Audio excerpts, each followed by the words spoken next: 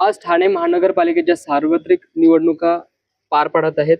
आपण माझ्यासोबत बघू शकता की इकडे बऱ्यापैकी मतदार केंद्रांवरती नागरिकांची गर्दी आहे.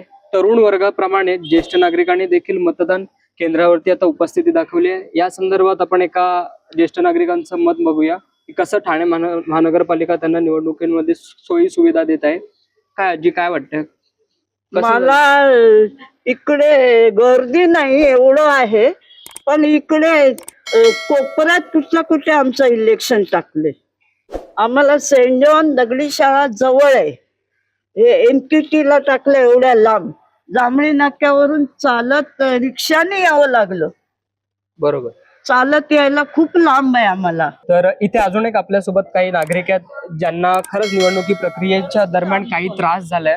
आपण त्यांच्यासोबत भेटूया. सर, आपलं नाव काय? माझं नाव हरेश गंगल. मी टेंबी नाक्यावर राहतो आणि पूर्वापार आमचे नंबर हे सेंट जॉन मध्ये किंवा दगडी शाळेमध्ये येत होते, जे तरईमध्ये राहणारे त्यांचे. आज त्यांचे सगळ्यांचे नंबर NKT मध्ये टाकलेले आहेत. आज NKT एवढं लांब आहे, वयस्कर लोकांना यायला जायला जागा रिक्षा नाहीयेत.